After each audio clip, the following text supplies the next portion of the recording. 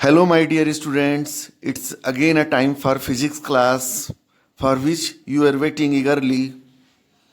In the last class, we have discussed definition of light, ray of light and beam of light, sources of light, natural and artificial sources, luminous and non-luminous objects.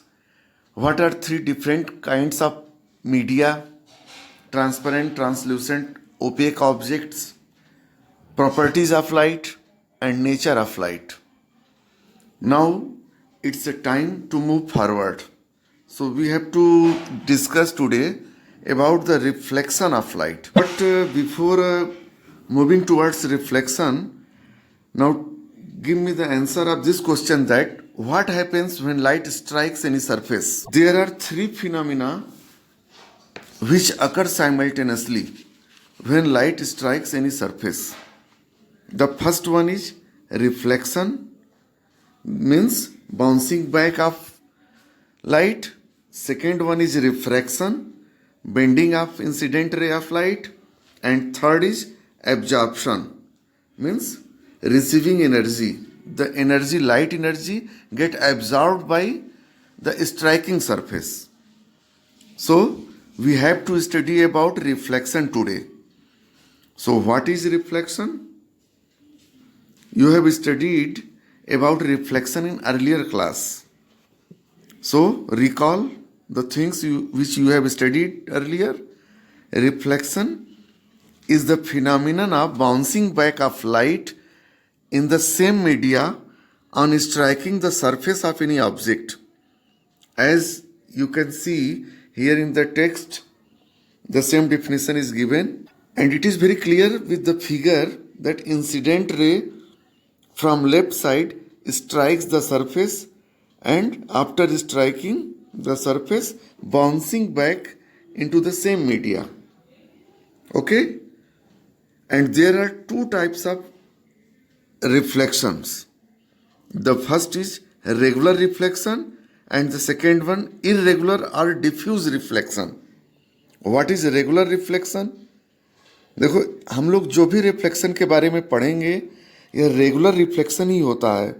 हमेशा हम लोग कभी भी reflection की बात करेंगे chapter में आगे तो वह रेगुलर रिफ्लेक्शन ही होगा. The smooth and well polished surface from which light suffers regular reflection is called a mirror. You know this thing. Silver metal is one of the best reflectors of light. तो इस figure, जो पहला figure है ए, इससे clear है कि यहाँ पर रेगुलर रिफ्लेक्शन हो रहा है. Parallel beam of incident raise strike कर रही हैं और स्ट्राइक करने के बाद parallel beam of reflected ray bounce back हो रही हैं. तो इसलिए इसको हम बोलते हैं रेगुलर रिफ्लेक्शन. अब इसके बाद जो है इरेगुलर रिफ्लेक्शन भी होता है. ठीक है, तो इरेगुलर रिफ्लेक्शन के बारे में आपको ये समझना है, जिसको हम लोग डिफ्यूज रिफ्लेक्शन भी बोलते हैं. In diffuse reflection a parallel beam of incident light is reflected in different directions, which is very clear from the figure B. The diffuse reflection of light takes place from rough surfaces like that of paper, cardboard, chalk, table, chair, walls, and unpolished metal objects. A sheet of paper produces diffuse reflection of light. अब देखो यहाँ पर एक चीज जो बहुत ध्यान देने वाली बात है. The diffuse reflection of light is not due to the failure of the laws of reflection. The laws of reflection are valid at each point, even on the rough surface of an object. क्या मतलब इसका हुआ कि laws of reflection of light regular reflection में तो follow हो ही रहा है, डिफ्यूज रिफ्लेक्शन में भी फॉलो होगा.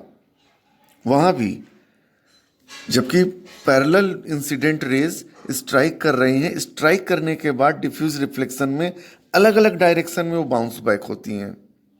ठीक है, तो अगर आपसे कभी क्वेश्चन पूछा जाए ट्विस्ट करके कि क्या laws of reflection diffuse reflection में या इरेगुलर रिफ्लेक्शन में फॉलो होता है, तो इसका आंसर होगा यस, वहाँ भी फॉलो होता है। जबकि देखने में फिगर ऐसा लग रहा है कि आप कंफ्यूज होकर बोल सकते हैं। ठीक है, तो अब हमको समझना है कि ये जो रिफ्लेक्शन हो रहा है, फिगर देखिए 4.4 में नीचे, इस रिफ्लेक्शन में एक रिदम होता है, एक लॉ है इसका, और वह सेट पैटर्न है। आप प्रेडिक्ट कर सकते हैं कि अगर स्मूथ सरफेस पे इंसिडेंट रे स्ट्राइक कर रहा है तो रिफ्लेक्टेड रे का नेचर क्या होगा। तो यह जो प्रेडिक्शन है हम लोग एक लॉज ऑफ रिफ्लेक्शन के बेस पर करते हैं। तो what are laws of reflection of light? There are two laws of reflection of light. The first one is the incident ray. आप देख रहे हैं फिगर से क्लियर है, इंसिडेंट रे जो एरो बना हुआ है। द रिफ्लेक्टेड रे, रिफ्लेक्टेड रे भी फिगर में लिखा हुआ है, कहाँ पे है? एंड द नॉर्मल, नॉर्मल कहाँ से? पॉइंट ऑफ इंसिडेंस से, at the point of incidence. All lie in the same plane. ये तीनों एक ही प्लेन में लाई कर रहे हैं। और नॉर्मल का मतलब होता है परपेंडिकुलर टू द सरफेस।